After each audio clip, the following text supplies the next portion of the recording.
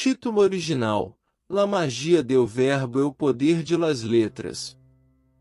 Copyright 1985, Jorge Adon. Tradução de Rômulo Durande da Mota, aprovada pela Comissão Divulgadora Jorge Adon. Sumário. Prefácio. A magia do verbo ou o poder das letras. A vida estava no verbo e todas as coisas foram feitas por ele. O verbo se fez carne. Bibliografia. Prefácio. E o verbo se fez carne. A energia sutil do verbo, palavra audível e inaudível, é fluxo da força divina da vida, à disposição do ser humano. O Dr. Adon aqui expõe, prova e comprova com maestria esta verdade tão simples e poderosa. Prezado leitor, se sentires as palavras contidas nas linhas e entrelinhas deste livro, elas te conduzirão bem dentro de ti próprio, e aí encontrarás a tua palavra perdida, palpitante e viva, à espera de teu pensamento-sentimento para te dar sua força pura e inteligente, a serviço da parcela da obra universal que te foi confiada. Saudamos e agradecemos ao Dr. Adon. Saudamos e agradecemos à comunidade fraternal da FEEL pela divulgação deste livro e de tantos outros que levam paz, luz e amor aos corações e às mentes dos homens. Comissão Divulgadora Jorge Adon. Santos Dumont, Minas, Brasil. Abril de 1975. A magia do verbo ou o poder das letras. No princípio era o verbo e o verbo estava com Deus e o verbo era Deus. Evangelho de S. João. Pitágoras disse: Deus geometriza. Pode-se, também, acrescentar, por meio do som. De acordo com essa teoria pode-se deduzir que os sons estão determinados pelos princípios absolutos das matemáticas. Os sábios da antiguidade serviram-se dessa música geométrica para explicar suas concepções cósmicas, consubstanciada na teoria que esclareceu a geração dos intervalos e das interseções por meio da relação existente entre as distâncias harmônicas dos planetas. Segundo esta teoria, as notas Dó-Ré correspondem à distância entre a Terra e a Lua. Ré-Mi, a distância entre a Lua e Vênus. Mi-Fá, a distância entre Vênus e Mercúrio e assim por diante com relação às demais notas e planetas. O movimento de cada planeta produz uma nota correspondente à posição ocupada pelo astro e Pitágoras chamou tais sons de música das esferas. Tal música, com seus sons, regula e anima as manifestações da vida em cada mundo. Todo o corpo vibra e, conforme o número de ondas emitidas por segundo, ele indica a natureza do som produzido ao vibrar. A ciência obteve a escala de vibrações e comprovou que seus valores progridem de 0 a 16 milhões ciclos por segundo. Nosso órgão auditivo só pode perceber de 16 a 32 mil ciclos, sucedendo tal coisa tanto com os sons, como com as cores. Dispomos de ultrassons e de infrassons, que não excitam nossos ouvidos, assim como dispomos do ultravioleta e do infravermelho, no campo cromático, que não afetam nosso órgão visual. Os antigos atribuíam a cada signo e setor da cabeça certas qualidades, a saber, Áries, entre o meio da cabeça e o alto da testa. Esta região é centro da esperança e da fé. Touro, do alto até a parte média da testa, inspiração e amizade. Gêmeos, da parte média da testa até a parte superior do nariz, visualização e atenção. Câncer, da parte superior do nariz até o lábio, proteção e integridade. Leão, do lábio à parte inferior do queixo, liberdade e determinação. Virgem, da parte inferior do queixo à parte inferior da glote, expressão e comunhão. Balança, da glote até os omoplatas, estabilidade e contemplação. Escorpião, dos omoplatas à parte superior da nuca, paixão e sensualidade. Sagitário, da parte superior da nuca à metade da região anterior da cabeça, inspiração e conhecimento. Capricórnio, da região anterior da cabeça até metade dessa mesma região, defesa e agressividade. Aquário, da metade da região anterior da cabeça até a raiz do cocuruto, intelecção e controle. Peixes, do cocuruto até o meio da cabeça, devoção e reverência. 15. Existe uma lenda que afirma haver existido um tempo em que o homem possuía uma palavra mágica que, uma vez pronunciada, tinha o poder de realizar fenômenos maravilhosos, tais como causar invisibilidade, obter um tapete mágico para o transporte a lugares distantes, conferir saúde, multiplicar forças, conhecer o oculto e o manifesto e obter tudo o que o coração deseja. O homem de hoje, contudo, esqueceu-se da forma de pronunciar essa palavra, a partir do momento em que sua cobiça fê-lo afastar-se do bom uso que tal poder lhe concedia. Essa palavra é, hoje, conhecida como a palavra perdida. 16. No entanto, ainda hoje existem seres humanos que dominam serpentes por meio de um sibilo ou de música, assim como outros seres a que dominam com seu canto as feras mais selvagens. Outros, ainda, curam por meio da palavra e ajudam aos desanimados. Isto demonstra que aquela lenda contida nos contos das Mil e Uma Noites era verdadeira e que o poder daquela palavra não foi totalmente perdido. Cabe, no entanto, perguntar: que existe no âmago do homem, suscetível de ser despertado por meio da palavra e que, uma vez desperto, comunica-lhe um poder ingente, que ele não dispõe quando em estado normal. 17. Assistimos a sessões de hipnotismo científico e constatamos o poder da catalepsia, em cujo estado o braço do hipnotizado sustenta o peso de 2 homens sobre ele colocados. E que dizer do sonâmbulo, que executa certos atos que lhe são impossíveis durante o estado de vigília? No princípio era o Verbo, disse São João. É absolutamente certo que o Verbo, em virtude da ressonância universal, tem a propriedade de despertar o que está latente no ser e que, uma vez emitido, certos sons ponham em vibração, também por ressonância, os poderes ocultos no âmago de nosso subconsciente. Esta é a magia do Verbo, através da qual todas as coisas foram feitas.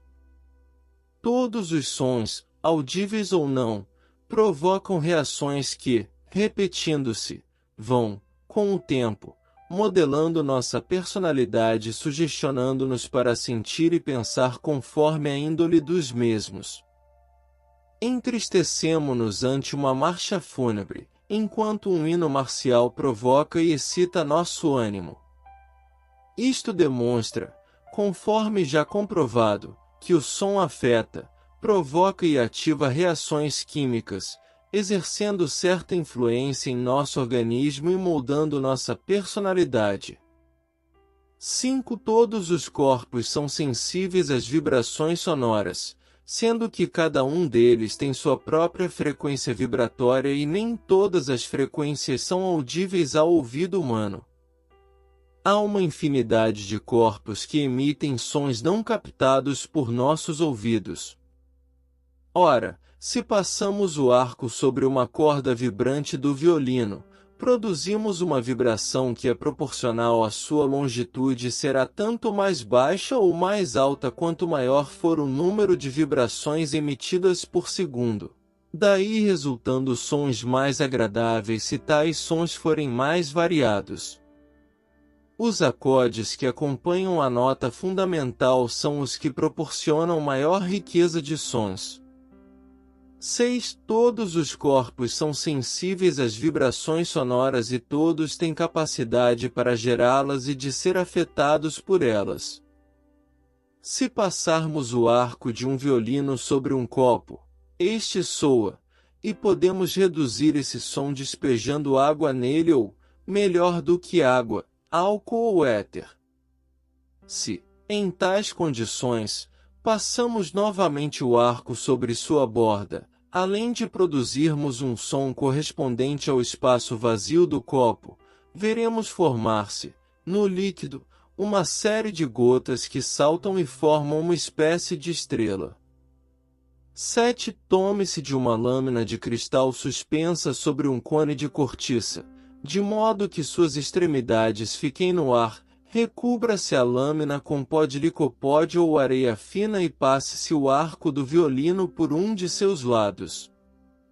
O som ou ressonância fará com que a areia fina forme uma estrela parecida com aquela que apareceu no copo d'água. 8. Tapando a parte superior de um recipiente com uma pele de tambor ou com uma placa de látex e colocando-se um dispositivo em forma de funil que estabeleça comunicação com o interior, teremos criado um admirável instrumento ressonante. Espargindo sobre o látex uma camada finíssima de areia e emitindo em seguida um som, colocando a boca perto do funil, a areia formará uma série de figuras de caprichosos desenhos. Ao modificar a nota, modificar-se-ão os desenhos. Substituindo a areia por pós de licopódio e um pouco de glicerina e ao emitir um nome próprio sobre a boca do funil, a voz formará um quadro que retrata graficamente o conjunto dos sons emitidos. Mais ainda, cada letra do alfabeto forma, ao ser vocalizada, um conjunto diferente da outra segundo o tom com que é pronunciada. Tudo isto justifica, cientificamente, a influência do som sobre a matéria. O Dr. Knudsen, da Universidade da Califórnia, dispondo de uma câmara subterrânea e de aparelhos de física adequados à geração de frequências mais baixas e mais altas, obteve uma grande série de fenômenos, entre os quais os seguintes. Atacado por certas frequências ultrassônicas, um recipiente de vidro contendo água entrou em ebulição sem produzir calor. B. Colocando uma varinha metálica no interior de um circuito e fazendo incidir sobre ele certas frequências ultrassônicas, houve aumento de temperatura comprovada por termômetro e produzindo queimadura intensa se tocado com o dedo. C. Com a mesma frequência e por meio de determinados sons, o azeite, que normalmente flutua na água, converteu-se num líquido que se homogeneizou com a mesma. D. Sem aumentar a temperatura de um ovo, pode-se cozê-lo e assim conservá-lo fresco durante alguns meses. O mesmo acontece com as frutas. E determinadas bactérias resistentes ao calor e ao frio intensos morrem rapidamente quando submetidas a certas frequências ultrassônicas. F.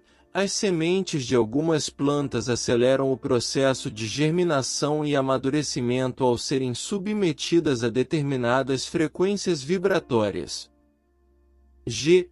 O ultrassom, em química, atua sobre a fécula, decompondo-a em dextrina e, em diversos vegetais, converte-os em acetileno. 10. De tudo exposto deduzimos.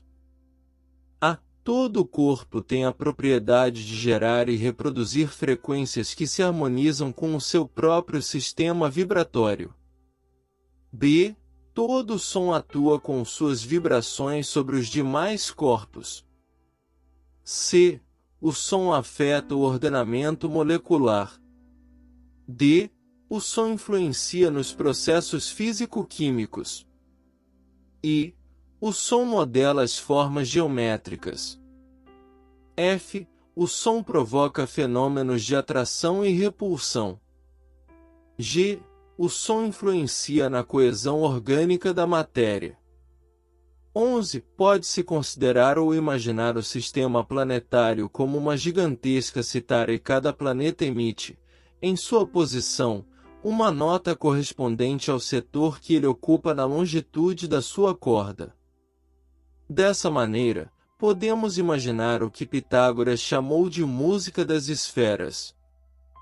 Essa música, além de influenciar a matéria, como vimos anteriormente, também exerce influência nas correspondências físicas e mentais do ser humano. 12. O ser humano está composto de 200 quintilhões de células, cada uma delas apresentando citoplasma e núcleo respectivos. Cada célula é um circuito ressonante e os 200 quintilhões de cada indivíduo, com todas as frequências oscilatórias, obedecem e determinam suas reações pelo princípio do pensamento-vibração. 13. Em cada ser há uma mente em cada célula ou partícula.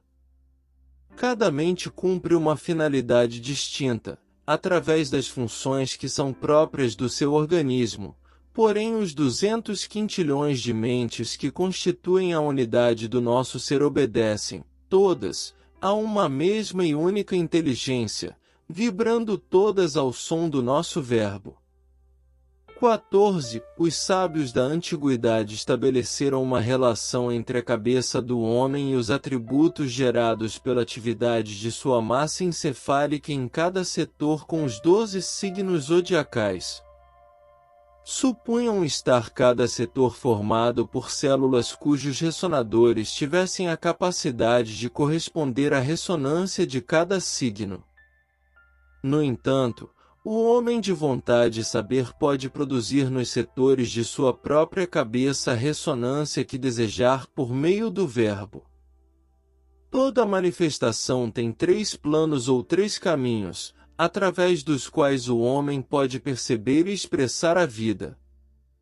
1. O plano espiritual, relacionado com o pensamento. 2. O plano mental, relacionado com o ser pensante. 3. O plano físico, relacionado com a imagem pensada. Esses 3 planos de manifestação, inseparáveis uns dos outros, estão vinculados aos 3 elementos que entram na linguagem, a saber: A. O plano espiritual com a aritmética. B. O plano mental com a música. C. O plano físico com a geometria. Cada letra do alfabeto tem essas 3 chaves, e por conseguinte, em cada palavra também entram os 3 elementos mencionados, ou seja, tem um valor numérico que lhe é próprio. Tem um som que a distingue. Tem uma figura que a caracteriza. As letras do alfabeto são, originariamente, 22 ideogramas também chamados de as 22 portas do saber. As letras interpretam o conhecimento antigo por meio da palavra que identifica a ideia nela cifrada. Portanto, cada letra tem, para nós, 2 valores. O primeiro está relacionado com a substância e é transcendente, sem possuir correspondência imediata no entendimento. Percebemo-lo, mas não conseguimos identificá-la. O segundo é relativo ao que se identifica com nossa consciência e terá limites muito reduzidos. Em cada letra encontram-se cifrados muitos princípios que têm sua correspondência no homem e em tudo que existe na natureza, porque o todo é um e o um é o todo. Cada letra interpreta princípios atuantes, moldes formadores de imagens e forças inteligentes que animam essas imagens consoante os moldes de que foram formadas. Existem, às vezes, num alfabeto, mais do que 22 letras. No latim, porém, as principais letras são 22 e as demais simples derivações. As 22 letras compõem o idioma. Cada letra está relacionada com um número, um som, uma figura geométrica, uma cor, um aroma, um planeta do sistema solar, um signo zodiacal, um processo alquímico, uma atividade física e uma noção mental. Como cada letra representa um número, é preciso seguir a nomenclatura egípcio-fenícia na ordem alfabética, para facilitar ao leitor o estudo das letras e aplicar a magia do verbo em suas necessidades espirituais, mentais e físicas. Porque os princípios cifrados em cada sinal-letra têm sua correspondência no homem que é o símbolo supremo da criação e o verdadeiro ideograma no qual estão resumidos os conhecimentos contidos em todos os sinais.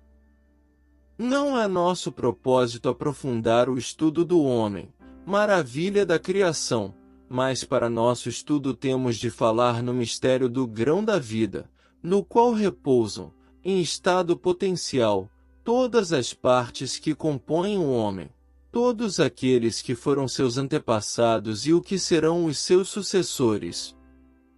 O grão da vida não é o espermatozoide, mas um pequeno verme que se encontra aninhado na cabeça deste. Tal verme, que é o ninho contenedor do grão vital, cresce no ventre materno, continua crescendo na cabeça da criança e alcança sua plenitude na idade madura do homem, fazendo com que, na medida em que se desenvolve, desenvolvam-se também as partes constitutivas do homem, do nascimento à morte. Os egípcios deixaram-nos os mais antigos ideogramas, porque anotaram fenômenos celestes que tiveram lugar há 40.000 anos. Embora as inscrições encontradas no Egito não remontem a mais de 10.000 anos, há que admitir que os sinais neles existentes não foram invenções do momento e sim muito anteriores às datas em que foram gravados. Os hieróglifos egípcios são a origem de todos os alfabetos conhecidos e representam as raízes de troncos que se encontram divididos em famílias, a saber, o semítico, o europeu e o indo-emerita. O hebraico derivou do fenício e este, por sua vez, é um prolongamento modernizado do egípcio. Os 24 sinais utilizados pelos egípcios foram reduzidos a 22 e adotados pelos fenícios, dando origem ao hebraico e ao latim. 24. O alfabeto de cada idioma está composto de sinais. O sinal é uma figura que evoca, por sua natureza, o entendimento da coisa por ele representada. Assim sendo, uma quantidade quase infinita de conhecimentos pode estar compreendida num determinado alfabeto. A Grande Pirâmide foi um símbolo no qual os sábios do Nilo cifraram e perpetuaram o conhecimento recebido para transmiti-lo às gerações vindouras. 25. As letras do alfabeto declaram e decifram o sentido dos sinais e o dos mistérios neles contidos. Podemos, assim, deduzir que o conhecimento contido num sinal, sabendo-se descobri-lo, remonta à mais remota antiguidade, através de uma linha contínua que pode dar-nos o traço de união que une o imediato ao transcendental e que é o elemento que nos facilita olhar, no presente, o que foi o passado e o que será o futuro.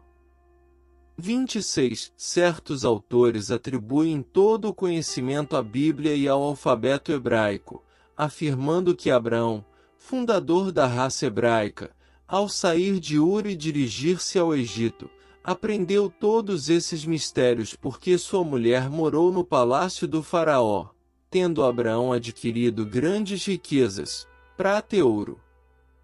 Esta lenda foi abordada e explicada em nossa obra A Gênese Reconstruída, na qual explicamos que jamais existiu alguém chamado Abraão, nem qualquer mulher chamada Sara.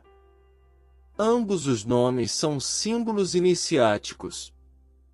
Não duvidamos que o alfabeto hebraico conserve as tradições egípcias, pois, como já explicamos, todos os alfabetos as conservam. O Taro dos Boêmios, que antecede muitos alfabetos e milhares de anos, encerra todos os mistérios dos sinais, números e letras. 27. Em nossa obra A Cosmogênese segundo a memória da natureza, dissemos que cada letra é o nome de uma divindade, cujo poder os magos sabem empregar e que esse poder é o Verbo. Os livros sagrados foram escritos com caracteres sagrados. De Moisés, Daniel, Esdras, Hermes e dos Vedas não temos mais do que um simples reflexo da verdade, porque perdemos os verdadeiros e originais caracteres.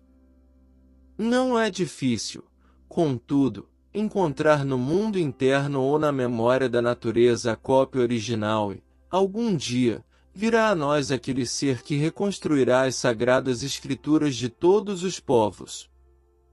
Jesus disse: só o que vem do alto pode subir ao alto. Os livros sagrados foram escritos em 3 planos ou para 3 planos, por meio de letras ou sinais que também têm 3 planos. Os homens, porém, disputam apenas no campo do terceiro, a letra morta. 28. Como em tudo, o número 3 impõe-se em toda a sua emanação. O pai necessita da mãe para gerar o filho. A unidade está constituída pela Trindade, que coexiste simultaneamente nela. As letras ou sinais gráficos que interpretam essa linguagem não têm outro objetivo senão representar por meio de figuras os mistérios que a palavra falada interpreta por sons.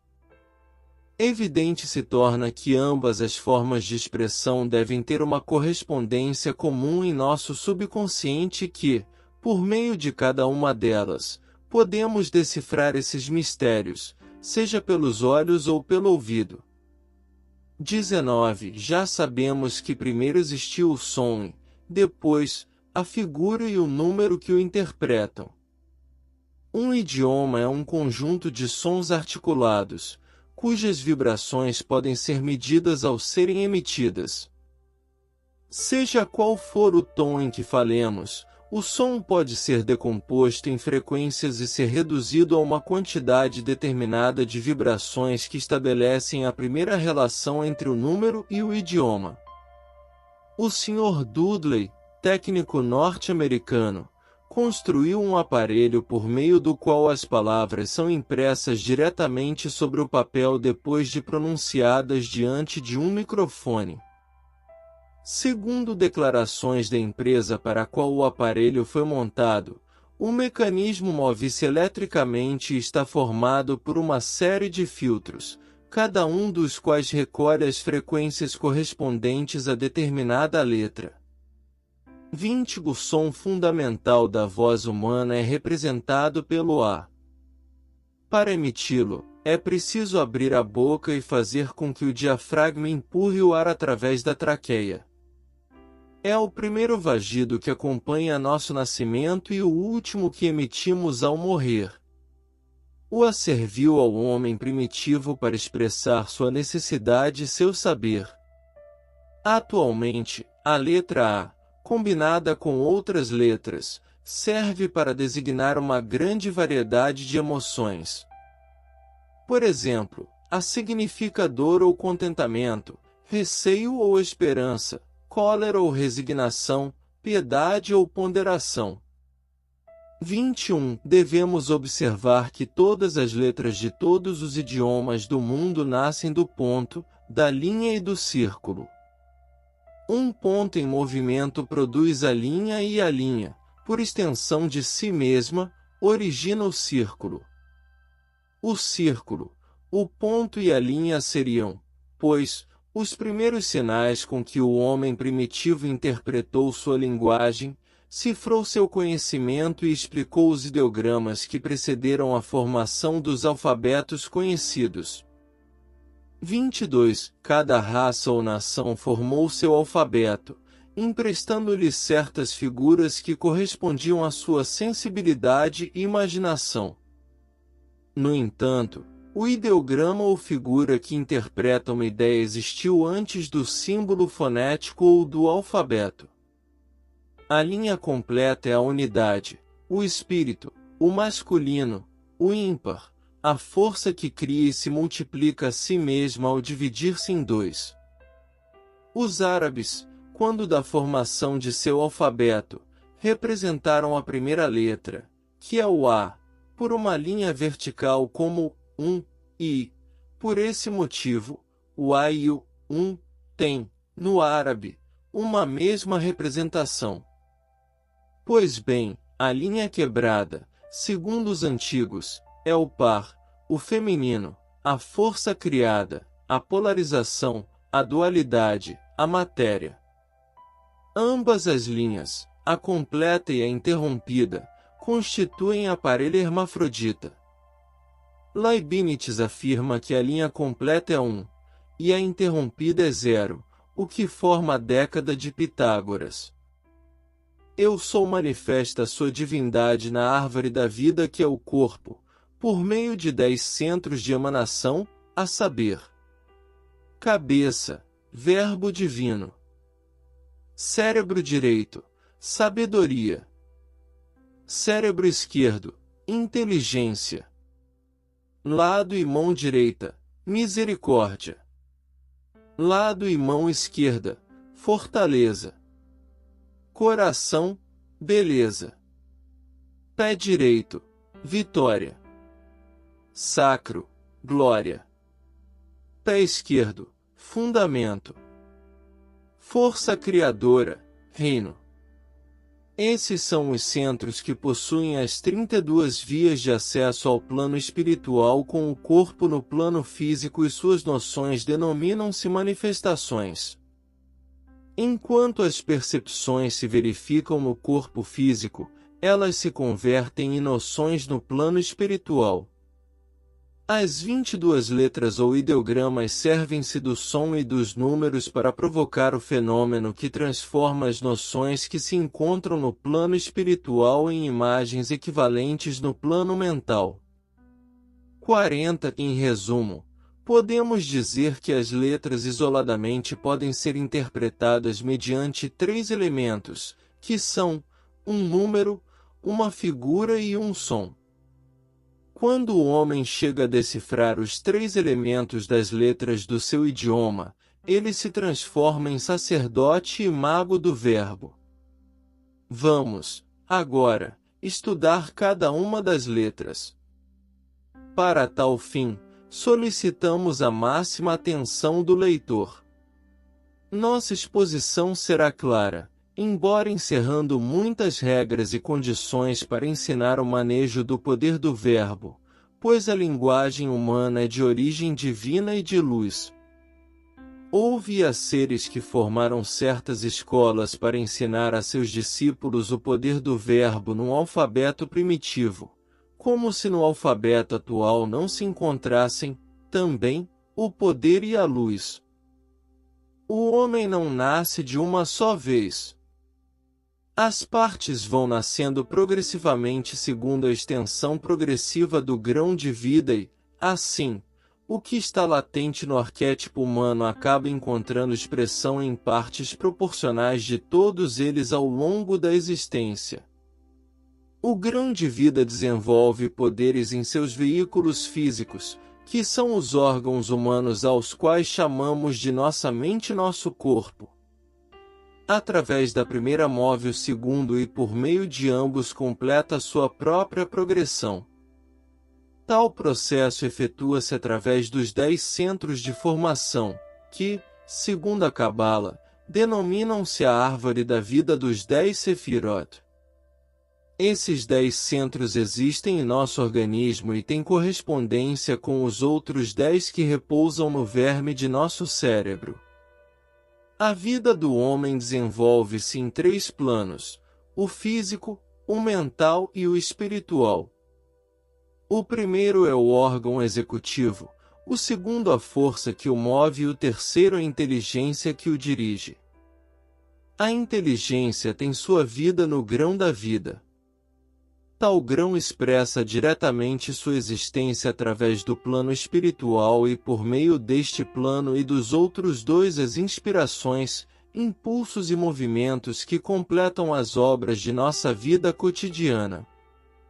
O verbo de nossa palavra está no plano espiritual, plano no qual se aninha o verme da vida.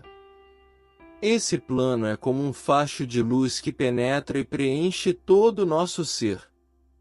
Essa luz possui 10 centros de emanação refulgente e está cruzada por 22 canais de tonalidade distinta.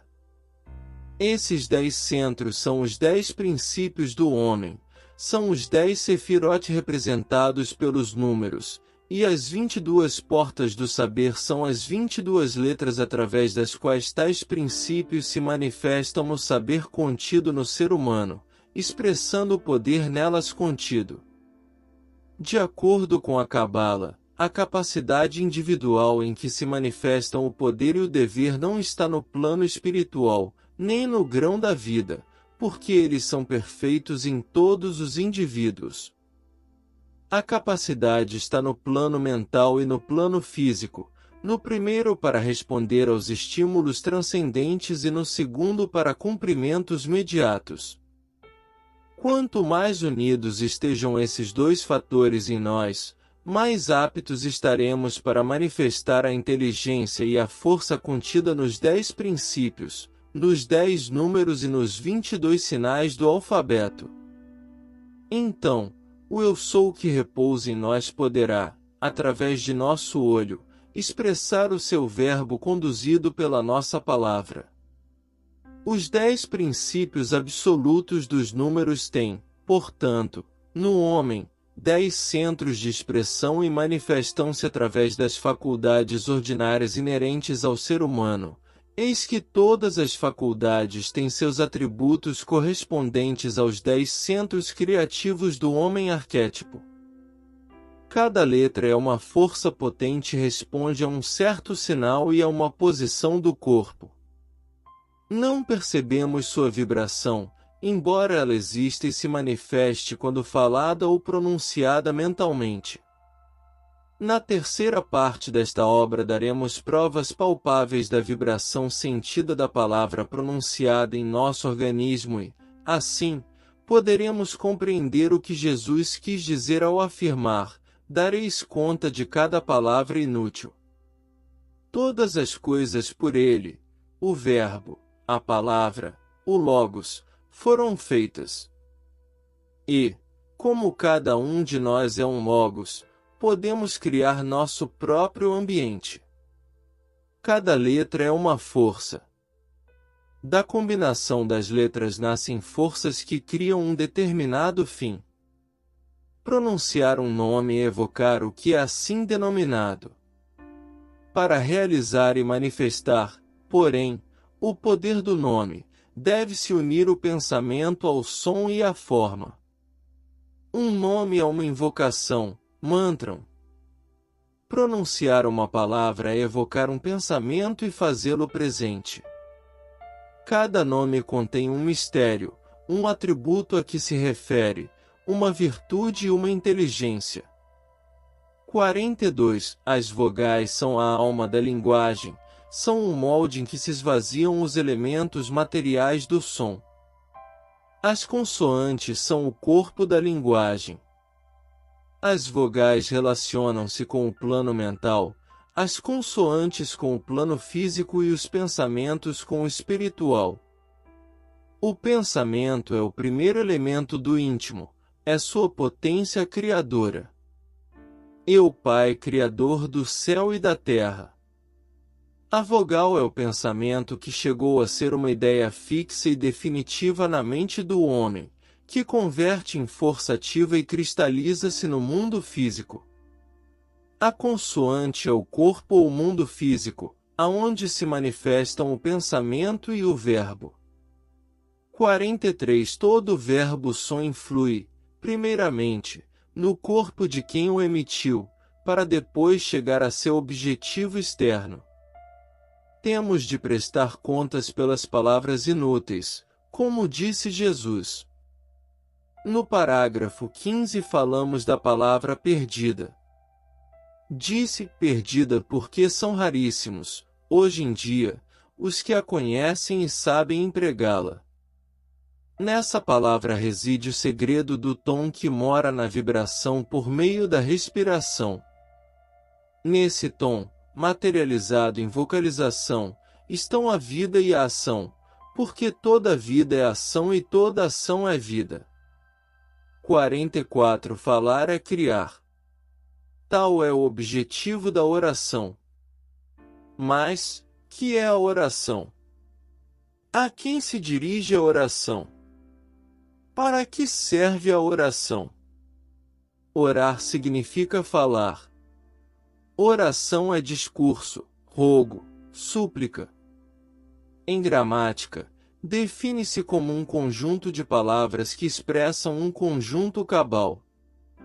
Oração, portanto, é uma invocação ou uma chamada a alguém para auxiliar, feita através da palavra ou verbo, sendo a palavra um conjunto de vários sons. Mas a quem devemos invocar? A Deus?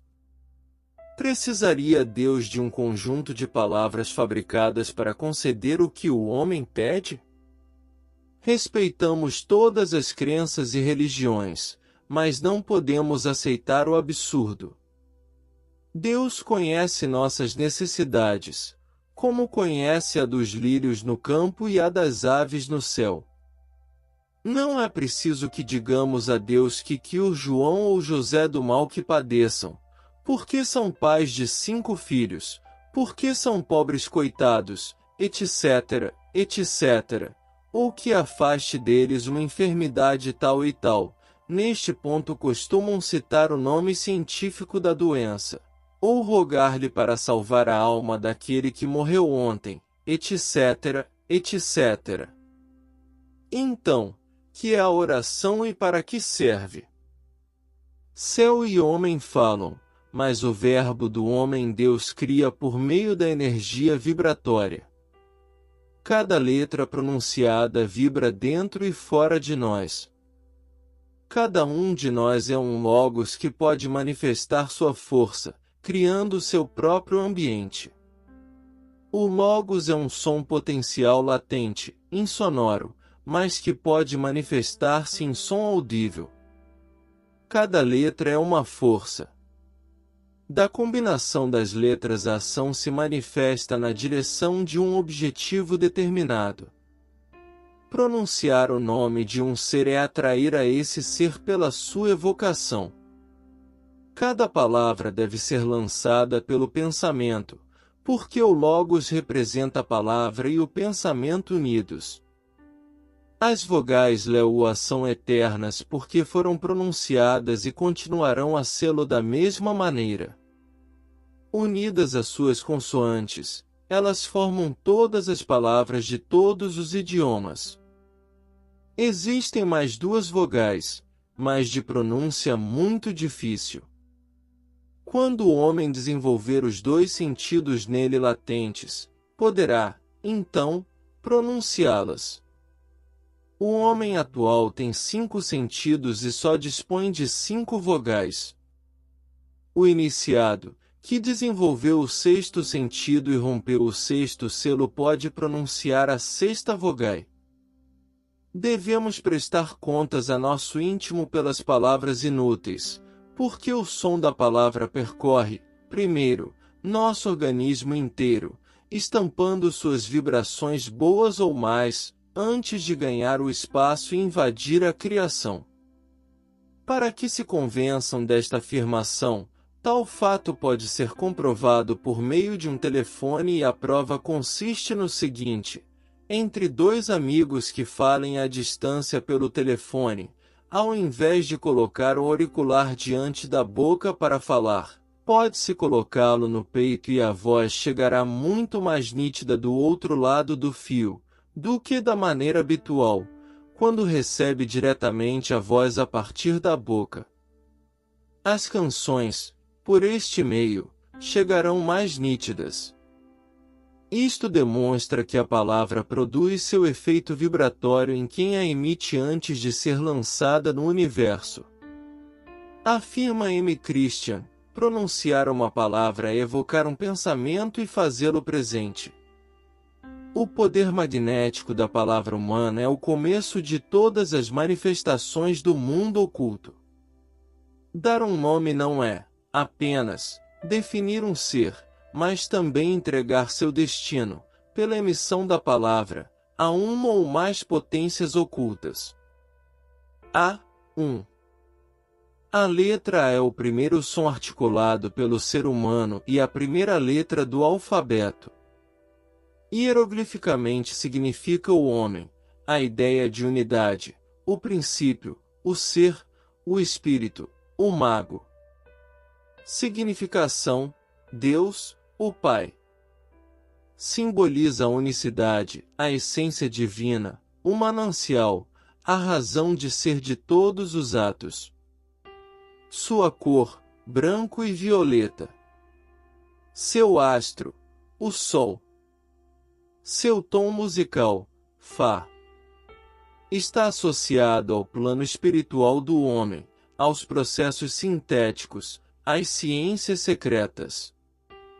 Identifica-se com o desejo e é expresso pela vontade. É a letra da transmutação.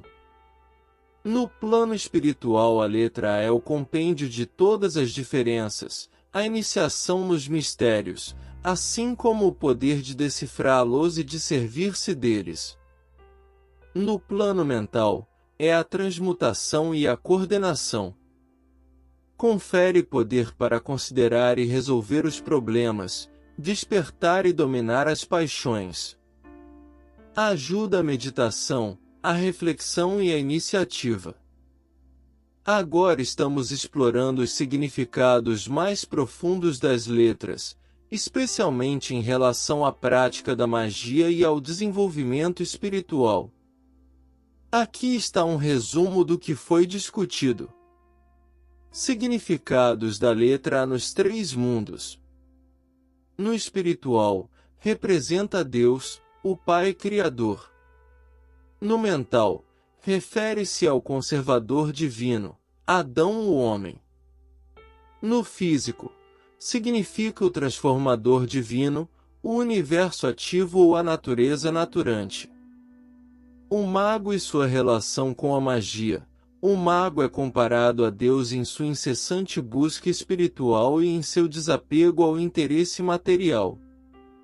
Ele é aquele que trabalha sem paixões, possui um coração desinteressado, é impassível, sóbrio, casto e firme em sua vontade.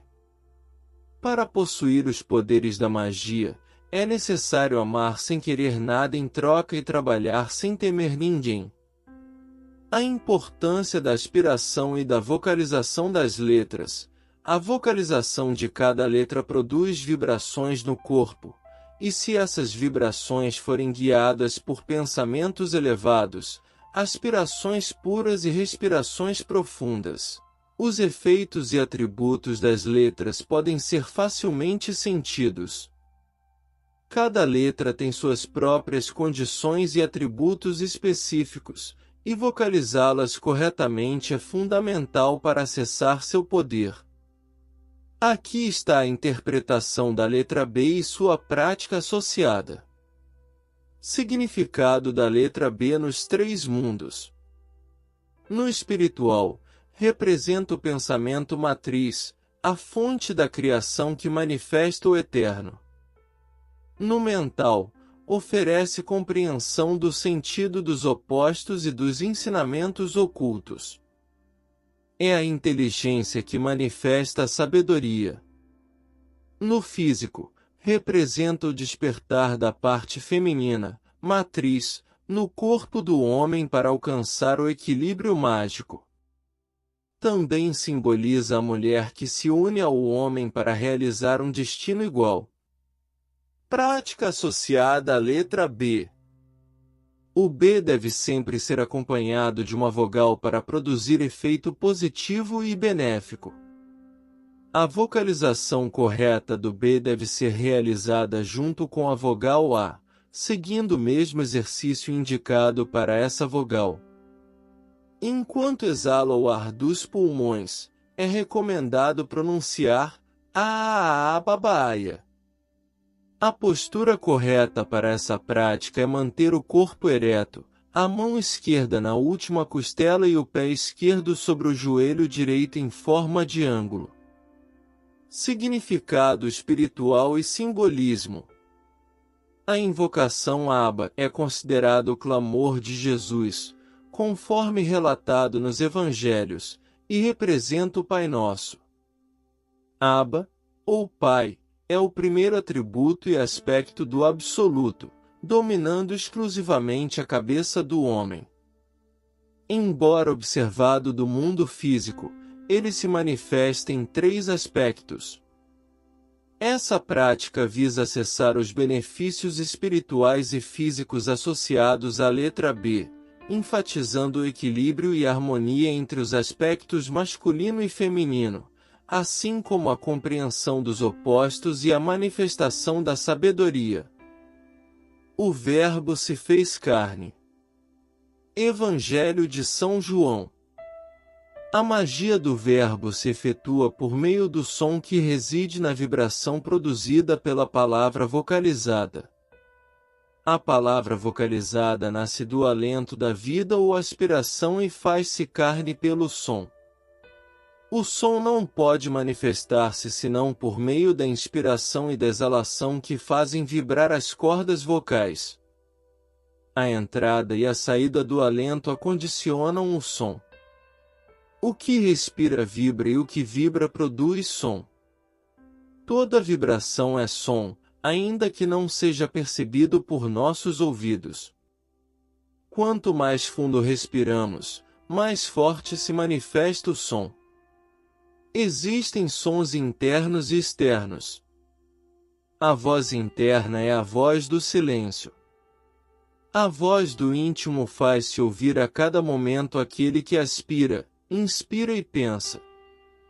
E a voz que nos guia em cada minuto de nossa vida. Os sons externos têm por objetivo levar-nos ao mundo interno, desenvolvendo nossa concentração e contemplação e nos proporcionando a verdadeira iniciação, para logo manifestar-se no mundo externo. Consegue-se a iniciação pela aspiração elevada, pela inspiração profunda e pela vocalização perfeita. O Eu Sou utiliza a linguagem do silêncio. Fala a consciência com sua própria tonalidade, item. A consciência é o livro branco em que o Eu Sou grava com a voz do silêncio sua divina lei. A palavra é a ponte que liga o ser pensante à coisa pensada. É como o corpo do pensamento. A palavra é composta de letras. As letras do alfabeto de todos os idiomas são símbolos de uma linguagem elevada e secreta. Também os números o são. Por meio da aspiração, da inalação retida e da concentração pode-se ler e sentir seu efeito no sistema simpático. Raros foram os que, até hoje, conseguiram decifrar e compreender a simbologia das letras, esses símbolos remotos e pré-históricos dos povos. Existe um símbolo de bênção que representa o homem com sua letra, que traçado com a mão direita produz uma atmosfera de paz e bem-estar direta ou indiretamente à pessoa. No entanto, traçado com a mão esquerda produz ódio ao invés disso. Os artistas, às vezes, decifram esses símbolos e tornam-se criadores para a época em que vivem. No mundo mental, continuarão sendo sempre símbolos, que são a única linguagem da inspiração, somente compreendida pela mente cósmica do ser. Os símbolos da maçonaria sempre existiram em todas as idades e em todas as religiões e templos. Tais símbolos são as imagens de nosso pensamento e são como pontes que conduzem do exterior ao interior. Os símbolos malignamente empregados também representam e evocam o mal. Os signos mágicos malignos devem ser evitados, para que se evite a precipitação nos mundos inferiores. O mago procura, primeiro, purificar os desejos de seu plexo solar, onde repousa toda a fortaleza do sistema. No plexo solar encontram-se dois caminhos, um dirige-se ao íntimo e o outro ao inimigo secreto. Ambos os caminhos estão cheios de fenômenos e de poderes, mas o mago que procura unir-se ao Eu Sou vai diretamente à lâmpada de Aladim, sem importar-se com as distrações do caminho. No interior da espinha dorsal existe um cordão que registra todos os sons da natureza. Cada uma das 7 vogais da natureza vibra numa determinada longitude, no centro correspondente, devido à sua estrutura atômica. Por meio das 7 vogais, o mago compõe a palavra perdida e pode despertar, desenvolver e ativar a vontade de todos os centros magnéticos, a fim de realizar a obra. O mago também utiliza essas vogais sobre os centros de uma pessoa enferma, fazendo com que vibrem para que sarem. Por exemplo, a preguiça e o desânimo desaparecem quando se ativa o centro laríngeo com a vogal E, a nota musical SI e a cor violeta. Quando invocamos um centro por meio de um som adequado, é como se bater à porta desse centro e, se quem bate fala com pureza de aspiração, a porta ser-lhe-á aberta. O mestre ou guardião do centro põe-nos em contato com a atmosfera desse centro e com a natureza elemental de que está formado. Existem, também, certas vogais e palavras que servem para limpar nossa aura.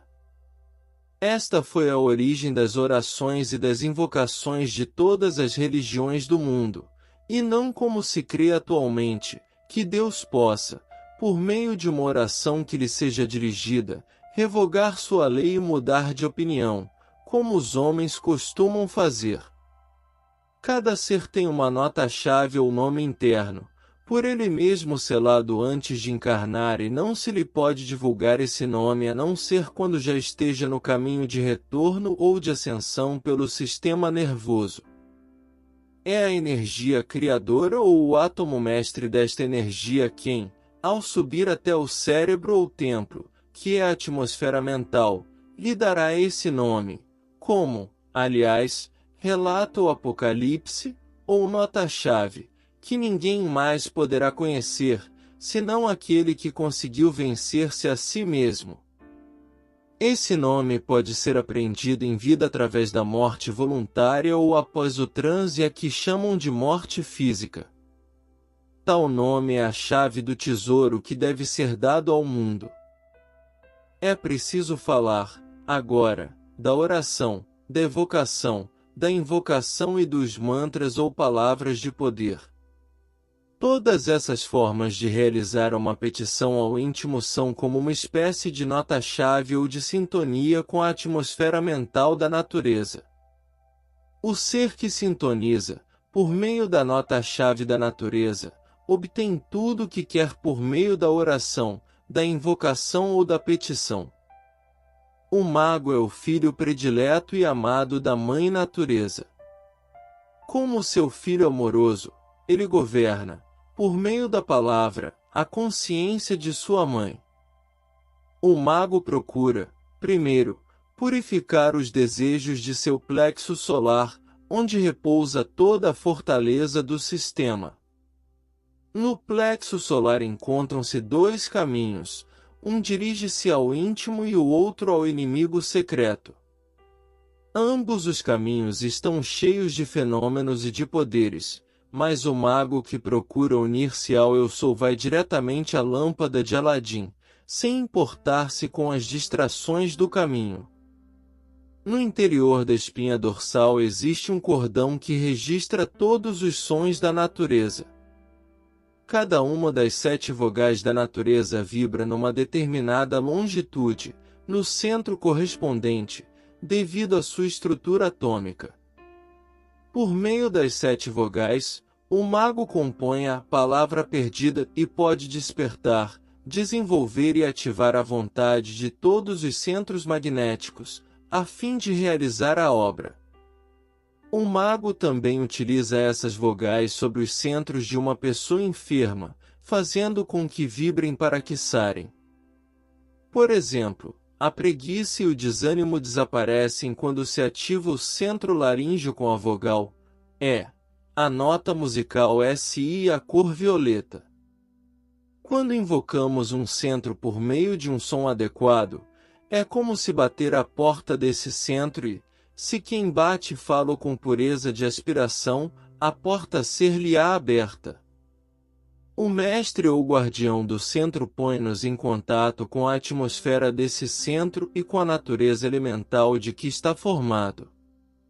Existem, também, certas vogais e palavras que servem para limpar nossa aura. Esta foi a origem das orações e das invocações de todas as religiões do mundo, e não como se crê atualmente, que Deus possa, por meio de uma oração que lhe seja dirigida, revogar sua lei e mudar de opinião, como os homens costumam fazer. Cada ser tem uma nota-chave ou nome interno, por ele mesmo selado antes de encarnar, e não se lhe pode divulgar esse nome a não ser quando já esteja no caminho de retorno ou de ascensão pelo sistema nervoso. É a energia criadora ou o átomo mestre desta energia quem, ao subir até o cérebro ou templo, que é a atmosfera mental, lhe dará esse nome, como, aliás, relata o Apocalipse, ou nota-chave, que ninguém mais poderá conhecer, senão aquele que conseguiu vencer-se a si mesmo. Esse nome pode ser aprendido em vida através da morte voluntária ou após o transe, a que chamam de morte física. Tal nome é a chave do tesouro que deve ser dado ao mundo. Fazer vibrar os centros magnéticos é abrir células e átomos do corpo-templo ao som das forças solares, a fim de prepará-los, limpá-los e abri-los para a luz inefável do Eu Sou. Todos os rituais, cantos, orações e cerimônias de todas as religiões nada mais são do que reflexos dessas invocações. Os chefes religiosos acreditam que todas essas cerimônias não passam de repetições de fatos que haviam ocorrido no passado. A missa oficiada por um sacerdote que seja mago constitui a magia mais poderosa que a mente humana possa descrever. Quando o mago, não o sacerdote comum, oficia, ele produz um fenômeno bastante estranho na multidão. Suas palavras e invocações fazem vibrar os corpos da assistência e o eu superior dessa coletividade fica como uma página em branco, pronta para receber as verdades simples expostas pela Escritura Sagrada. Quando o mago invoca a força supersolar, enchendo-se dessa força, ele dirige essa energia crística ao pão e ao vinho.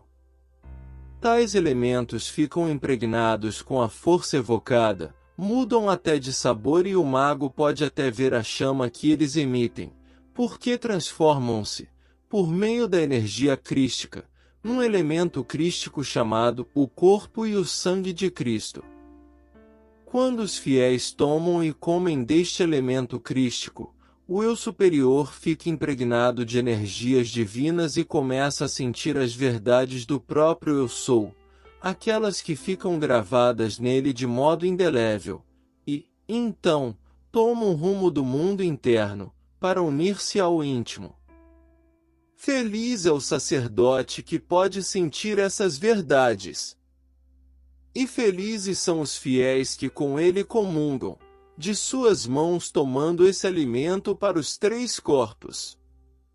A magia da evocação por meio do verbo era conhecida pelos antigos, que sabiam que certos sons produzem fenômenos naturais.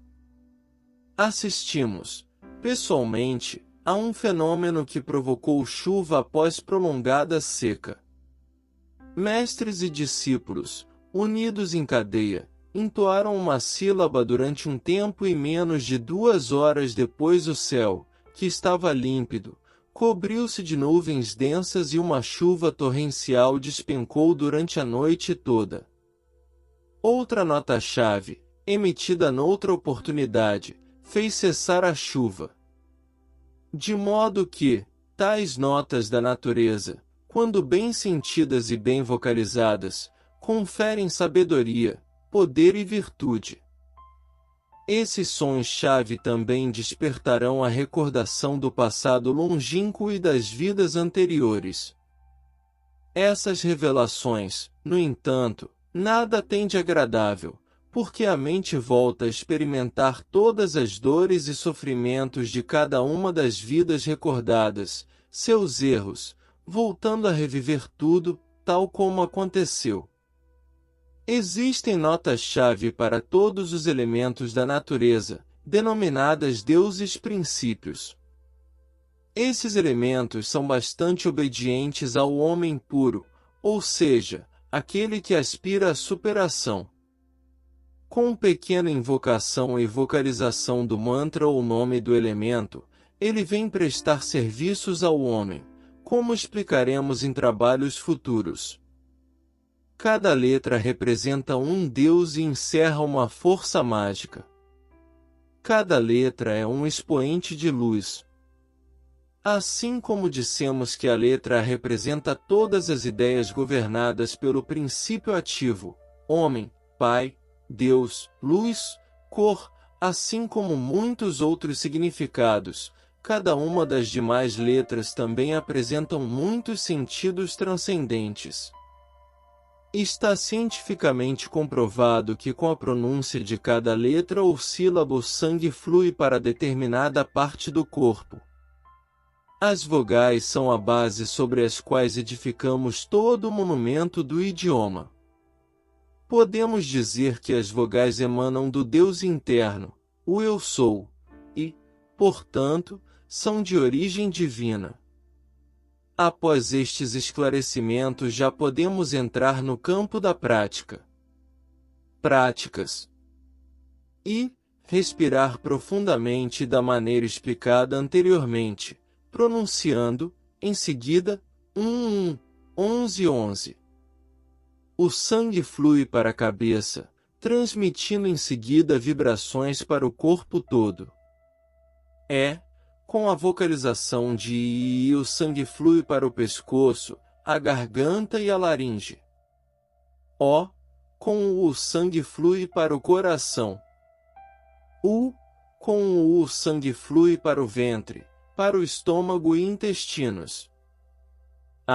Com o sangue flui para os pulmões.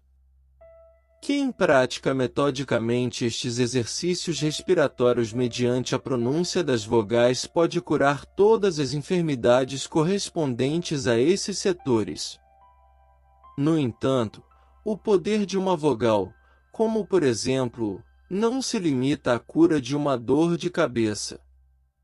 Estudando o que representa-o, vemos que ele simboliza fortuna, destino, elevação, ascensão, supremacia, etc., como vimos na segunda parte desta obra. A vogal A, como todas suas irmãs, é a alma do manancial que alimenta a atividade pensante, as consoantes são o corpo ou o pensamento cristalizado. O A anima os pulmões e vivifica os órgãos da respiração. Pode-se formar, com essa letra e com incalculável proveito, uma palavra tal como Iaó, que é uma invocação sagrada que alivia as enfermidades pulmonares, bem como dos sistemas respiratório e circulatório. O A, como vimos, é o Pai, mas não poderá ostentar esse qualitativo se não estiver unido à mãe, que é o Baab, é o pai e transforma-se numa invocação quando se repete o A no final, Aba. A R e Ra despertam a energia solar no organismo. Os egípcios invocavam o espírito do Pai Sol com Ra. É a raiz da mãe, do amor, do amigo, do amante, do amado, etc. Nos idiomas latinos foram usados Ma e Pará como raízes de mãe e pai, invertendo a ordem das letras.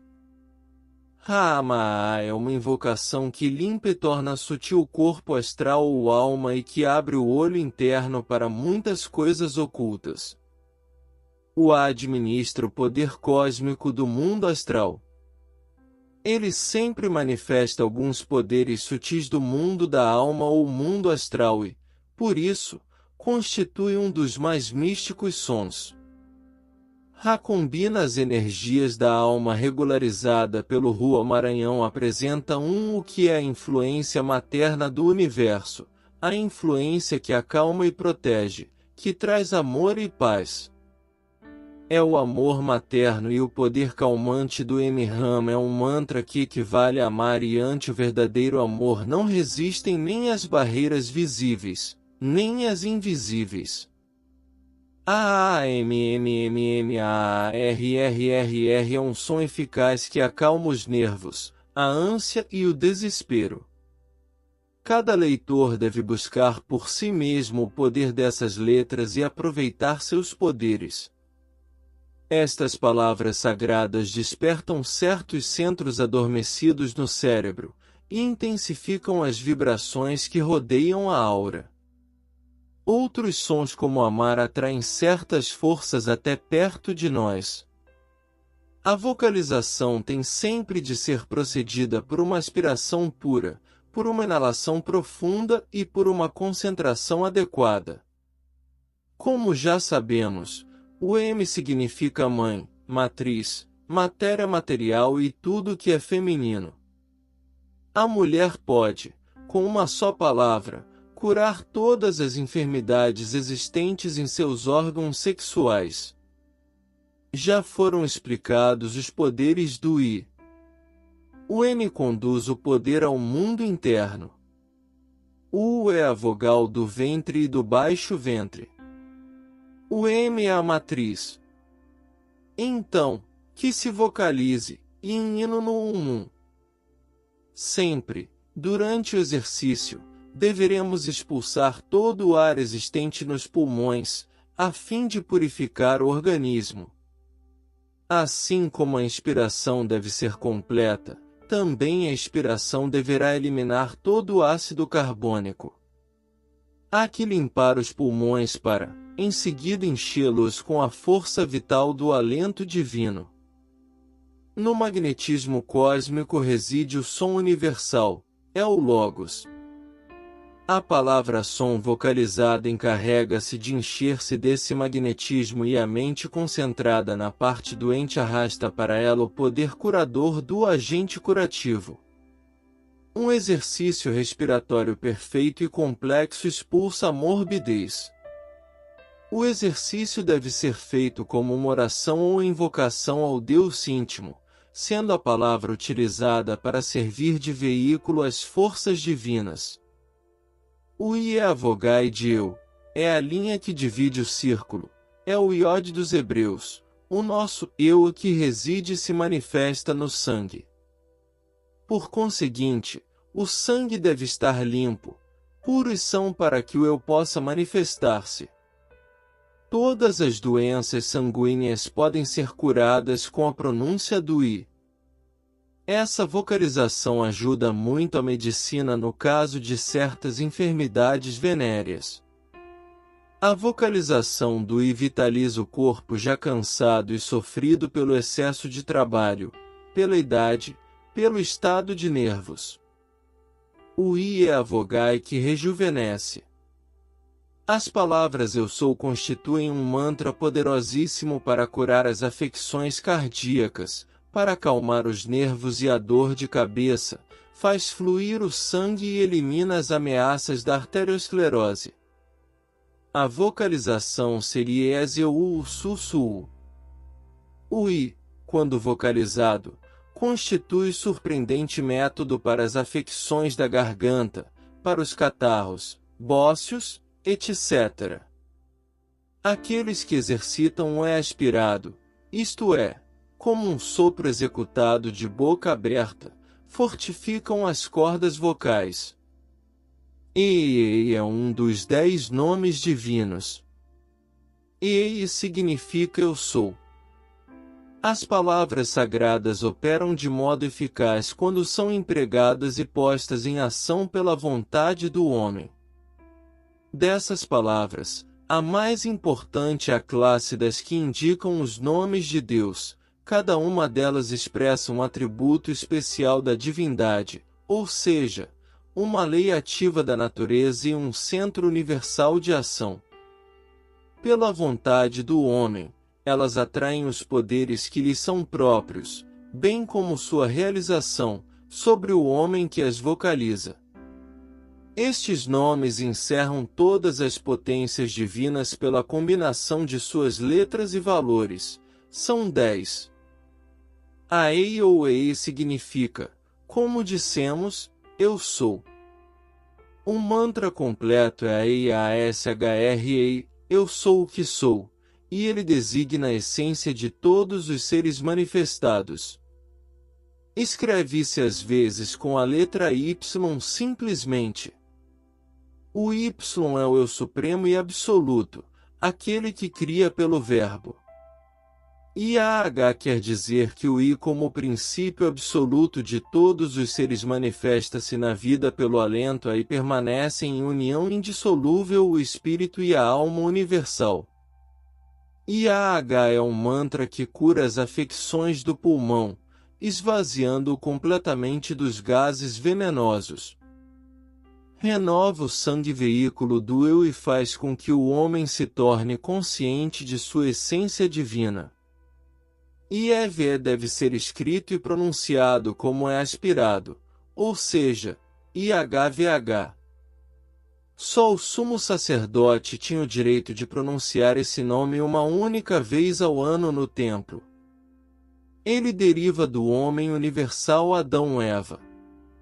As letras de Adão, reduzidas a números, equivalem a 10 e esse número é representado pelo I, sinal da manifestação potencial masculina, que, ao unir-se a Eva, o feminino, assim fica entendido. I, 10, 5, V, 6, 5 I, o Pai unido à natureza mãe, metade de 10, manifesta-se no Val, 6, e significa o ser que foi e será. Representa a cópula masculina e feminina, que gera o universo vivo. Este mantra vitaliza os centros da cabeça, da garganta, do plexo solar e da parte sexual. Eu ou ao expressam o poder derivado do A e a elevação simbolizada pelo L. Volte-se a consultar o que foi dito sobre a letra L. Aloa ou Eloá é o poder elevado pela luz inefável e de vida absoluta. O Todo-Poderoso a manifestar-se na inteligência e na vida. Este mantra destina-se aos pulmões, ao coração e à garganta. O homem sente-se como representante de Deus na vida. Alin ou Elohim significa Deus dos deuses, Euelos, os deuses emanados de Deus. Infunde poder, elevação, extensão, alento, geração, sexo masculino e feminino. Este mantra cura vários órgãos do corpo, conforme explicação anterior de suas letras. Iev Tsebalt é Deus lei a reger o mundo. Alin Tsebalt é a invocação das supremas potências vivas das ordens cósmicas. Shaddai ou Sadai é a invocação do nome da providência, do poder altíssimo da vida. Adonai significa Senhor. Os cabalistas asseguram que cada letra desses nomes tem uma força ingente, que cada uma de suas vogais provoca ou irrita algum centro nervoso de nosso organismo. Existem, na Cabala, 72 nomes sagrados, que são mantras de cura. Os curadores maometanos costumam empregá-los. De acordo com a vogal, pode-se exercer uma ação sobre o corpo. Tais nomes, em número de 72, são os seguintes: Veia, Geliel, Citael, Elemia, Mesazia, Leliael, Achaia, Carratel, Aziel, Aladiá, Lauvia, Abaia, Zozabel, Leuvia, Parralia, Melchael, Jocaiel, Melelel, Aima, Nit, Eid, Aia, Geratel, Seia, Reliel, Omael, Lecabel, Amiel, Aamia, Rerael, Jeiazel, Aael, Micael, Vhua, Lia, Gelaia, Sealie, Ariel, Azalia, Michael, Veel, Merraia, Poiel, Nemamia, Jeialol, Azael, Misael, Umebel, Jarrel, Ananel, Meiel, Damabia, Manaquel, Ejael, Marrael, Ariel, Daniel, Azia, Acamia, Lanoia, Caliel, Vazania, Jumia, Larraia, Chavaquia, Menadel, Nanael, Nitael, Nabuja, Rochel, Jabamia, Jaiael, Milmia. Os antigos rabinos curavam pronunciando esses nomes e hoje seus poderes estão confirmados. Já vimos e comprovamos cientificamente, por meio de aparelhos, que o sangue flui para determinados órgãos do corpo segundo as vibrações que emprestemos às vogais e ao ar. Os 72 nomes citados anteriormente são nomes de gênios que intervêm e sempre intervieram na vida dos seres. Esses nomes são orações encadeadas umas às outras. Cada leitor pode escolher o nome adequado para a sua necessidade curadora. Por exemplo, Azalia apresenta 3A, o que corresponde aos pulmões. O Z é um sibilo que faz com que o alento divino penetre num lugar determinado. O L representa elevação e extensão e o I é a força criadora e o poder manifestados. O A é o alento divino. Desse modo, o nome do gênio Azalia, uma vez vocalizado, produz os seguintes efeitos. A. Leva o sangue aos pulmões. Z. Faz com que o alento penetre nos pulmões com a vocalização da letra A, pela segunda vez vocalizada. L. Eleva e expande o alento nos pulmões. I. Conduz o sangue à cabeça, asterisco. A. O alento fixa-se, novamente, nos brônquios e nos pulmões. Deduzimos que o nome do gênio Azalia é muito útil e constitui terapia eficaz para as afecções pulmonares e bronquicas. Os que sofrem dos pulmões devem repetir, ritmicamente, este nome para conseguir a cura desse mal. Assim, cada um pode estudar os diferentes nomes dos gênios, analisar suas letras consoante nossas explicações e aplicar o nome mais conveniente para o seu caso particular ou enfermo de que esteja tratando.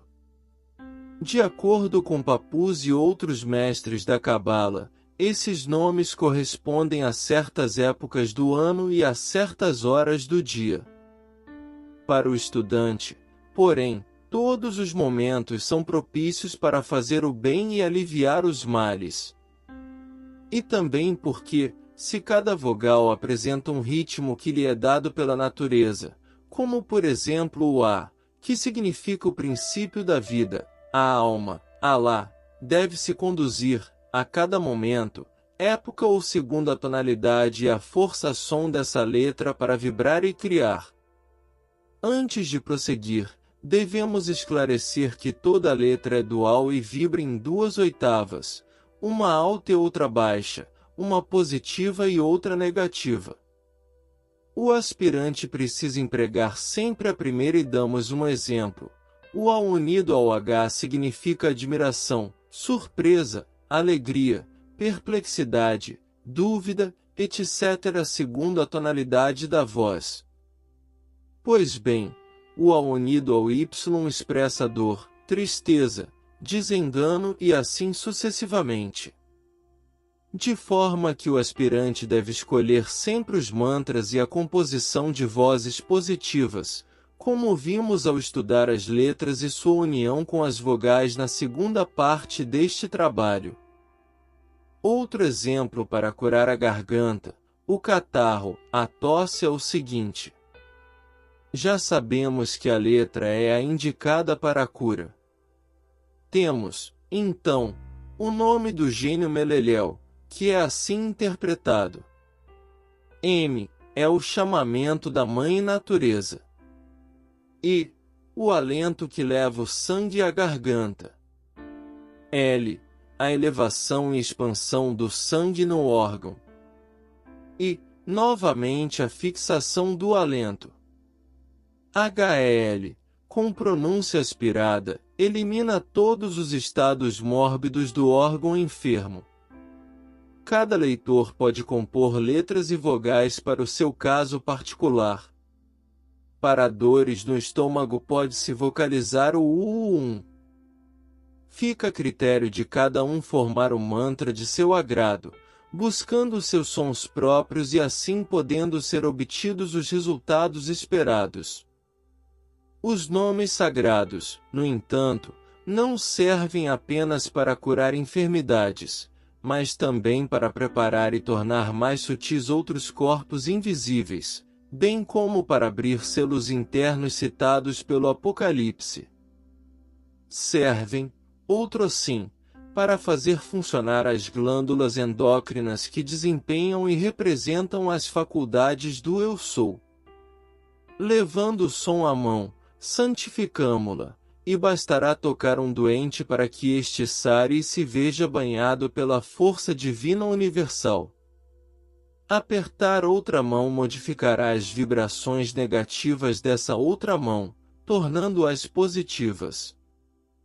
Dirigindo-se o som do verbo ao centro magnético fundamental ou básico, que repousa na parte mais baixa da espinha dorsal, ele desperta os átomos seminais e o fogo serpentino ou energia criadora, expressão da divindade individual.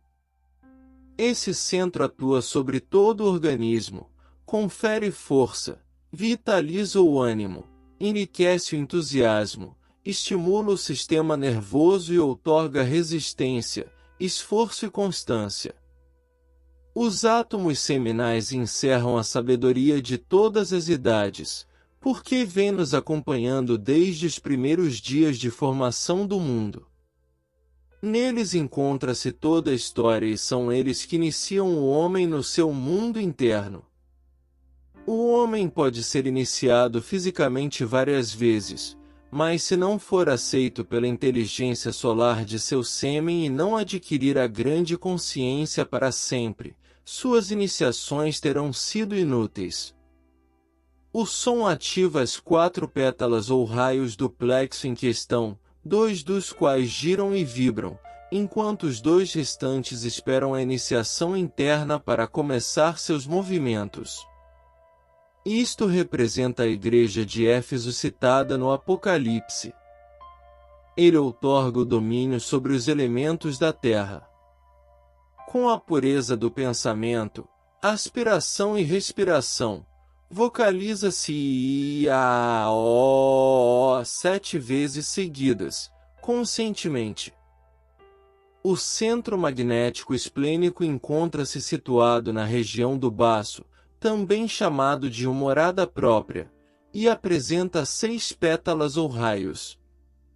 Apenas 3 dessas pétalas encontram-se em atividade. Isto quer dizer que ele apresenta as 6 modalidades de energia vital, representadas por 6 cores que são vermelho, alaranjado, amarelo, verde, azul e violeta, as próprias cores do espectro. O Apocalipse chama-o de anjo da igreja de Esmirna.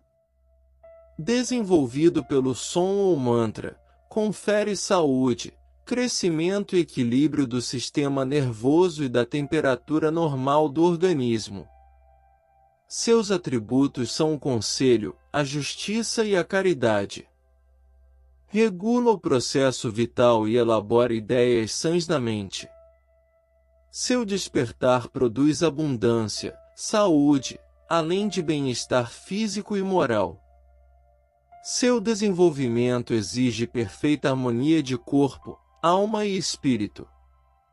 Não há necessidade de dominar as paixões, porque estas, por si mesmas, orientam-se em direção ao bem. A expansão deste centro permite a comunicação com os seres pertencentes aos mundos superiores e constitui garantia contra o erro e a instabilidade, porque o homem realizou a harmonia do seu corpo, da sua alma e do seu espírito. Deve-se fazer 7 exercícios respiratórios e vocalizar I-I-U-1. O anjo da igreja de Pérgamo, segundo São João, é o plexo solar. Seu desenvolvimento fazendo girar suas 10 pétalas ou raios. Ostenta o símbolo do cordeiro e preside aos instintos. Ao ser desenvolvido, desperta a prudência e o talento. Descobre os fenômenos da natureza, influi nos intestinos, no fígado e na mente subconsciente. Ilumina a mente e dá a cordura. Suas cores são o amarelo misturado ao verde no homem normal.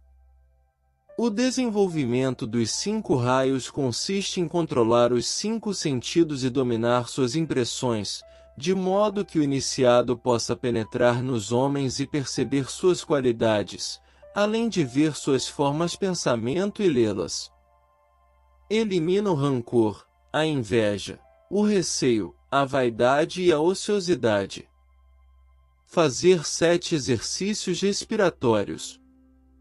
O mantra é a U1. O anjo da igreja de Tiatira encontra-se no centro cardíaco, que apresenta 12 raios. Concede sabedoria divina, humildade, modéstia e intuição. Seu desenvolvimento outorga poder sobre os demais, porque foram praticadas obras de fé, caridade, serviço e paciência. A flor do coração, lugar do som, que não pulsa, constitui o assento da vida física individual. Com o desenvolvimento deste centro, o iniciado impera sobre os elementos do ar. A partir deste centro pode-se provar do fruto do conhecimento. Fisicamente, ele estimula o processo da nutrição, a vitalidade e a atividade mental devido à influência exercida sobre o cérebro. Tonifica o sistema glandular e ativa as secreções internas.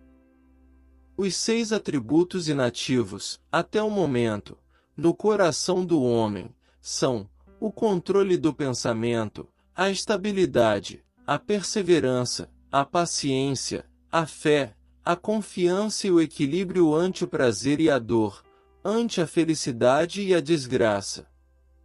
Deve-se fazer 7 exercícios respiratórios, utilizando a seguinte vocalização, ou Omomio ou Sossoe. O centro laríngeo é a igreja de Sardis. Nele o íntimo manifesta seu reino de amor divino, o Verbo. Tem 16 raios, sendo 8 inativos. É chamado de a porta da libertação.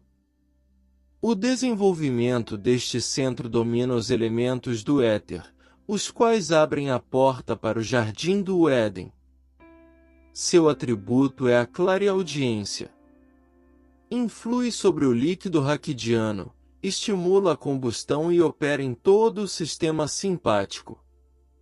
Através dele chega-se a descobrir os mistérios e as ciências ocultas encerradas nesse sistema.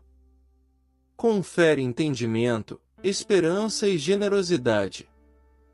Desperta, no homem, pelo desenvolvimento das 8 pétalas, 8 faculdades latentes que são o ódio às coisas ilógicas, a resolução, a veracidade no falar, o trabalho correto, a harmonia de viver, o esforço para a superação, o aproveitamento da experiência e o poder de ouvir a voz interna. Deve-se fazer 7 exercícios respiratórios, vocalizando E de E, com um H aspirado. O centro frontal entre as sobrancelhas manifesta a energia, desperta a inteligência, o discernimento e os atributos da clarividência. Possui 96 raios. Este centro pertence ao mundo do espírito, aonde residem os princípios superiores e permanentes do homem. Ele requer modalidades maiores e mais selecionadas de energia. Produz o respeito, a temperança, a abstinência. Nele reside o ser pensante. Desperta ideias de dignidade, grandeza, veneração e sentimentos delicados. Seu despertamento confere evolução espiritual e domínio do espírito sobre a matéria. Produz a visão astral ou a clarividência positiva. E a Igreja de Filadélfia, aonde o íntimo coloca seus átomos de imaginação e visualização. Neste centro manifesta-se o estado espiritual do homem. Se ele é filho de Deus, isto se encontra escrito em sua testa e, se não é, vemos a marca da besta. A luz que emana deste centro revela seus pensamentos. É o ponto da união. Fazer 7 exercícios respiratórios com toda a pureza possível e pensar que entre as sobrancelhas encontra-se desenhada, em luz, a estrela microcósmica e, no centro dela, uma cruz. É preciso, no entanto, visualizá-la sempre com a ponta voltada para cima. O 7º centro é o coronário, representando a igreja de Laodiceia, na glândula pineal. Seu desenvolvimento confere poder, sabedoria e movimento, que são os atributos trinos da Trindade Divina. A cada mês, quando a lua passa pelo signo do nativo, os 3 atributos da divindade penetram na glândula por meio deste centro. Quando iniciado, no mundo interno, seguindo os conselhos do Apocalíptico, compra o ouro puro da impessoalidade, veste-se com a aura branca da pureza e unta seu olho com o colírio do serviço. Ele recebe a força trina para emitir do centro coronário 1000 raios de amor crístico, sob a forma de sementes de amor e de bem. Aqui manifesta-se a divindade do homem, ou seja, ele se torna um com o íntimo. Este centro é o último que se desenvolve para irradiar com 960 pétalas. Ele forma uma espécie de coroa ou auréola, que ilumina toda a cabeça do iniciado. Fazer 7 exercícios respiratórios. Repetir mentalmente, eu sou Deus em ação. Do que foi dito, deduzimos que eu sou cria nos 7 mundos ou 7 centros do homem e esses centros são chamados de as 7 igrejas com seus 7 anjos. Para criar, no entanto, é preciso despertar esses centros, desenvolvê-los e tirar-lhes os selos, a fim de que a criação seja boa, perfeita e harmônica. Se não estiverem depurados, a criação será apenas mental, imperfeita, desarmônica e daninha. No plexo básico ou fundamental, o homem cria, pelos instintos, no corpo físico. Desenvolvido, no entanto, sua energia vitaliza todos os demais centros e faz com que, como resultado, tem a origem o transporte das faculdades internas e despertas à consciência física. O desenvolvimento do centro esplênico desenvolve o corpo anímico, ou vida, e faz recordar suas viagens mentais.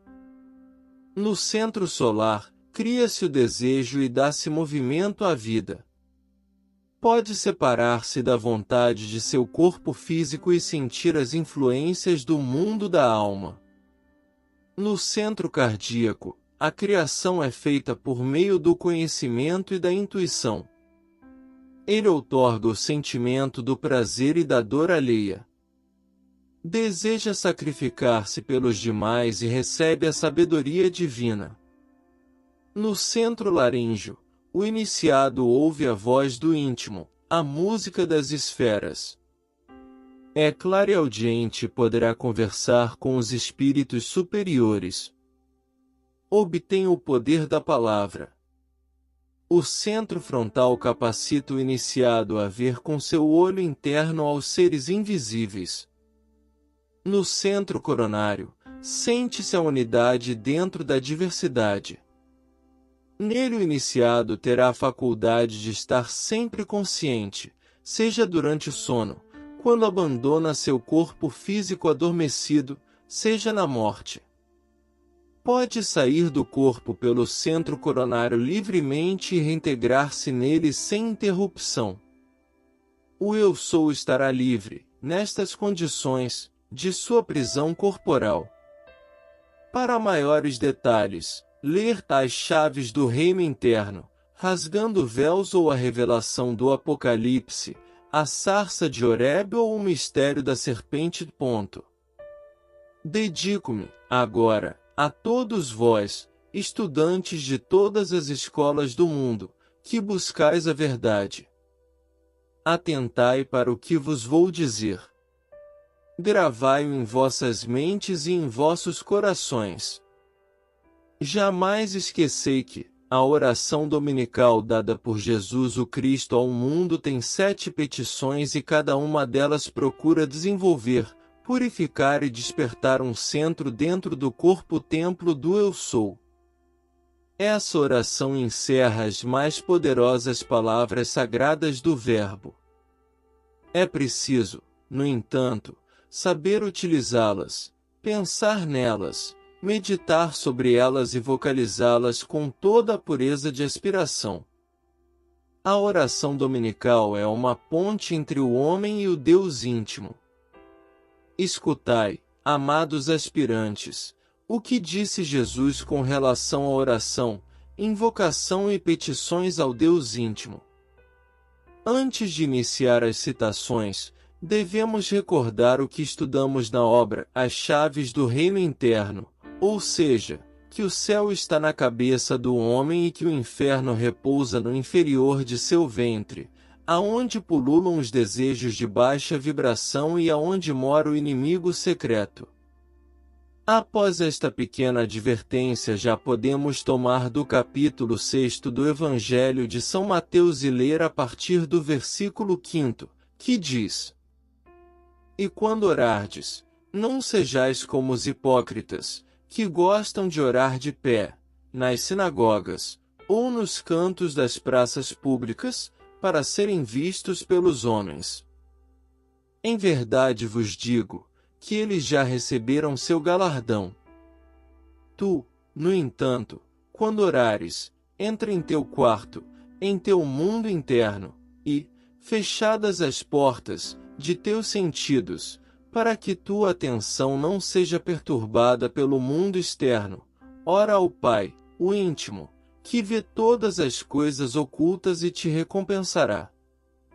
E, quando orares, não fales muito, como os gentios, que pensam que por muito falarem serão melhor ouvidos. Pois não quereis assemelhar-vos a eles, porque vosso Pai sabe daquilo que precisais, antes que lhe seja pedido. Assim deveis orar: Pai nosso, todos somos seus filhos, que estás nos céus, no mais alto, puro e divino de nosso corpo, em nosso centro coronário que irradia 1000 luzes de tua divindade, luzes de amor, de fé, de esperança, etc.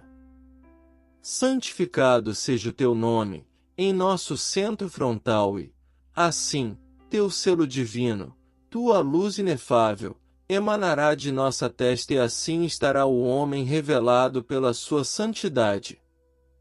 Venha a nós o teu reino, venha a nós o reino do teu verbo, a nosso centro laríngeo, para que sejamos criadores de todo sublime e de todo elevado por meio da palavra. Faça-se a tua vontade, tanto na terra, como no céu, em nosso coração, ou centro cardíaco, que une os 3 centros superiores com os 3 inferiores. Que a vontade do íntimo guie os pensamentos e os desejos do coração para que eu execute a tua obra. O pão nosso de cada dia dá-nos hoje, o poder energético que alimenta nosso plexo solar, dando-nos a cada momento dele para podermos servir e servir-te na obra. E perdoa nossas dívidas, assim como perdoamos a nossos devedores, porque nosso plexo esplênico é o depósito de nossos erros. Desse plexo fazemos emanar ódio e rancor, cólera e inveja. Perdoamos os erros cometidos por nossos irmãos contra nós e o perdão é como a água que limpa toda sujeira e impureza, ilumina-nos no caminho do bem e ajuda-nos a triunfar sobre a tentação, para livrar-nos de todo o mal, e não, como erroneamente se reza, não nos deixeis cair em tentação, porque o Deus íntimo jamais nos deixa cair em tentação se não o quisermos, se não a buscarmos. Foi-nos revelado que, numa luta que era travada no mundo interno, enquanto o iniciado rezava o Pai Nosso, ele prosseguiu triunfante até chegar a essa frase: não nos deixeis cair em tentação. Sentiu, então, que um precipício abria-se embaixo de seus pés, aonde precipitou-se junto com seu corpo físico, acordando muito agitado. O mestre recomendou que ele modificasse a frase. As tentações chegam a nós a partir do plexo fundamental, aonde mora o inimigo secreto, autor e inspirador de todo o mal. Porque teu é o reino, o poder e a glória. Amém.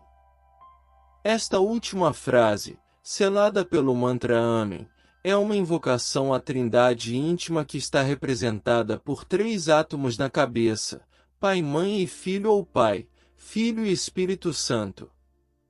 Eis aqui alguns conselhos para a prática da oração dominical. Primeiro, fazer 7 exercícios respiratórios de cada vez, como indicado anteriormente. Segundo, escolher um lugar tranquilo para essas práticas. Terceiro, ficar sentado ou ajoelhado sobre algo macio. Quarto, fechar os olhos para não ver, nem ouvir os ruídos externos. Quinto, relaxar a tensão mental. Sexto, elevar o pensamento com a primeira frase da oração, Pai Nosso, que estás nos céus, no alto da cabeça e meditar no reino, na glória e no poder do íntimo, que reside nessa parte do cérebro, fazendo isso durante 2, 3 ou 4 minutos. Sétimo, em seguida, descer o pensamento e a frase santificado seja o teu nome durante o mesmo período de tempo, concentrando-a entre as sobrancelhas. Oitavo, proceder assim, sucessivamente, até o fim, seguindo as mesmas indicações. Em verdade vos digo que tudo aquilo que pedirdes em meu nome a meu Pai vos será dado. Eu sou a ressurreição e a vida. Por mim mesmo nada posso fazer. É o Pai que está em mim, o Eu Sou, que tudo faz. Fim. Bibliografia. O Arqueômetro, Saint-Yves de Alveidre. O Tarot dos Boêmios, Papus. O Tarot Adivinhatório, Papus, Editora Pensamento, 1984. O Poder dos Números, J. I. Bucheli. A Consciência dos Números, J. Iglesias. Dogma e Ritual de Alta Magia, Eliphas Levi, Editora Pensamento, 1982. Rasgando Véus, Jorge Adon.